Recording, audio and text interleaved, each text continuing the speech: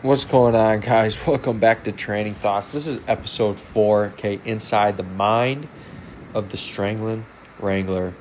Okay, what you guys are seeing here, I'm just getting some general blood flow work in, some aerobic conditioning. I didn't record all of it because I did about 10 minutes straight just to get my blood pumping, but I'm doing some jogging back and forth, side shuffles, back pedals, karaoke. I mixed in some twisting lunges, hamstring scoops, high knees, knee hugs, quad pulls, ankle grabs, internal, external rotation of the hip, okay? And then some pogos at the end. We're eventually working into building our intensity over the course of this warm-up session, okay? So that there's a blurred line between the warm-up and the actual physical work, okay? So I didn't record all of this, okay, because I knew that would be a super long video, but just got some good clips here. And, you know, today it's a little bit cloudy. I think it ended up raining, so I moved everything inside, but I'm going to have some different lateral starts with a counter movement, okay? And this counter movement is going to be in the opposite direction of where I'm trying to sprint, just trying to get a lower stimulus for a change of direction. So as you see, I'm in a half kneeling position to start. I'm going to explode out in the opposite direction of where my sprint is, put my foot on the ground, change direction to go the other way, okay? Just trying to work into some deep shin angles here. Shin and nip and, some deep angles, okay, in my hip and knee, say, so that I can be able to drive off of those when I'm in competition on the mat, okay? Very athletic and mobile from every position, okay? So like I said, we're driving out, putting our foot in the ground, and we're gonna get about a 10, 15-yard burst in the other direction, focusing on the acceleration phase.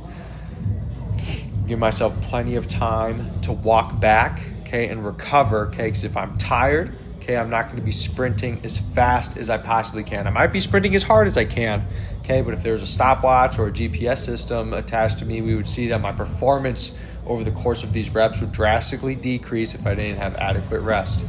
Okay, I paired these with some barbell landmine. I believe it was snatches, okay? We'll see here on this video, okay? But if you don't know what a landmine is, we're gonna take a barbell and put it into our landmine attachment, which is this little sleeve, pipe sleeve, for the barbell to slide into, and makes one end stationary the other way. The other end of the barbell becomes very mobile, and we can do lots of different things with it. Rotation, lunges, presses, some different explosive work. Today I'm utilizing the unilateral capabilities of the landmine piece of equipment, okay? I am personally not a huge fan of the Olympic lifts with the barbell, clean, snatch, jerk, and all the above. As you can see, I kind of messed up my form on that one. Didn't switch my legs appropriately, but the Olympic lifts take a lot of practice, and I am purposely trying to learn as much as I can about grappling, the art of submission grappling and jiu-jitsu at this point in time. So don't have a lot of extra bandwidth in order to spend perfecting or focusing on the Olympic lifts, okay? So this is a lot simpler, a lot less technical, okay? I'm able to get some good rotation throughout my spine, okay? Disconnect my hips and shoulders and work unilaterally, okay?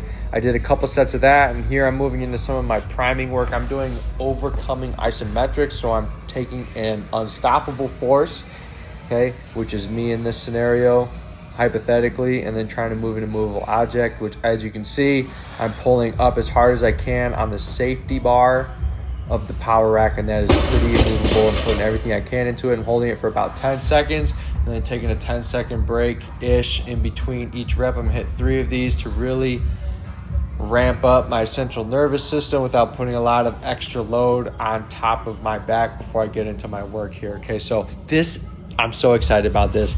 This is probably one of my favorite power movements, okay? Again, like I stated earlier, I'm not a huge fan of the Olympic lifts, okay, for training athletes. That's my personal opinion. Other people will feel differently.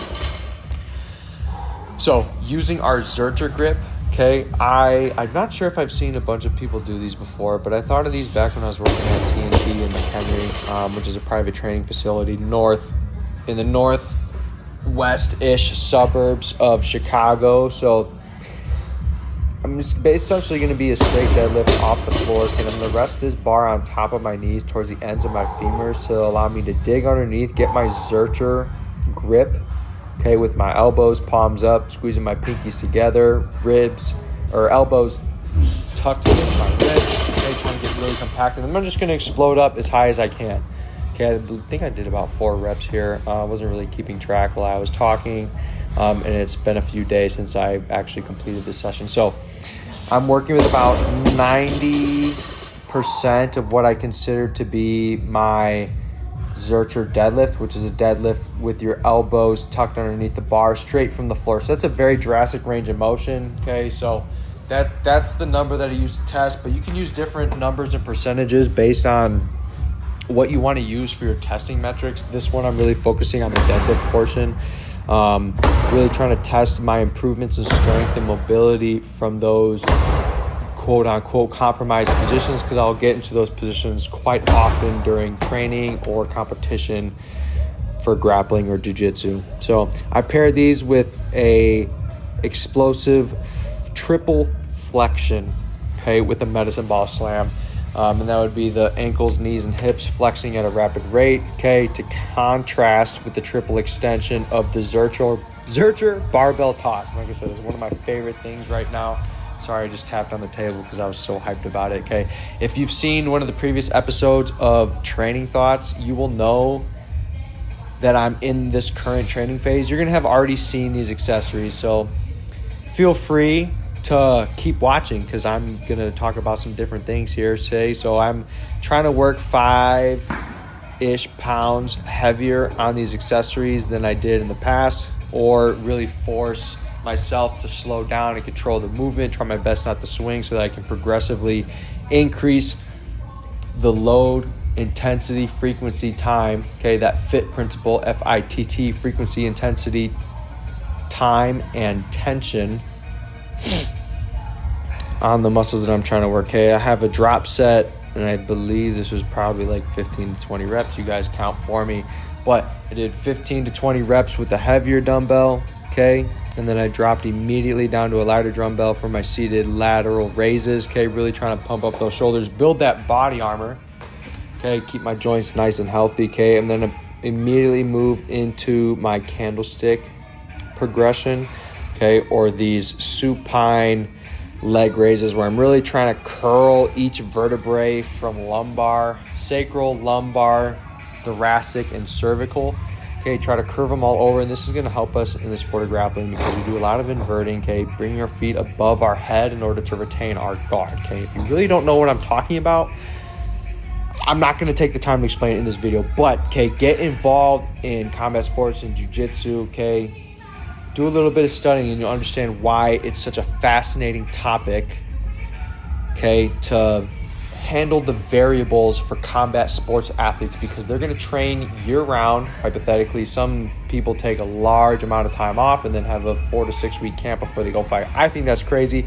We train to be ready year-round, we compete year-round, and we practice year-round. So I'm going to have to juggle those variables accordingly. I'm not going to train 4 to 5 times a week. I'm going to have 2 intense sessions if I continued to repeat over and over and over, okay? And then I have 3 more like prehab, mobility, do your body maintenance type sessions. I'll have about 3 of those a week, and usually when I'm doing my strength and conditioning coaching, I'll get that just from demoing different exercises with a light amount of weight within the gym, or if I'm working with a client who's re-strengthening some tissues after they've been cleared from a physical therapy program, whether it's post-op or they're just recovering from a general injury, I'll get that work in at that point in time. But regardless, 2 intense sessions, 3 mobility rehab sessions, prehab sessions throughout the week, okay? And right now, okay, this is a close grip bench press. I don't have a ton of weight here, so I'm assuming this is going to be for about 20 reps. Really trying to control the movement, get a deep flexion in my elbows, really trying to stress the triceps here, okay? Because during this phase of my programming, I put these close grip bench press movement into the system to stimulate the triceps, okay? Because I will also isolate single joint movements, okay? But my current training style, I don't do a bunch of different movements throughout the week. So for this time, I wanted to gain an extra compound movement to really stimulate those triceps, protect those elbows, make them nice and strong. So when out on the mat, I can perform with confidence, okay? I didn't think that this weight was enough for my last set, so I popped some 5s on there. You guys notice I don't put any clips on the outside of these, and that's because you can see how difficult they are to move on and off the bar purposefully, okay?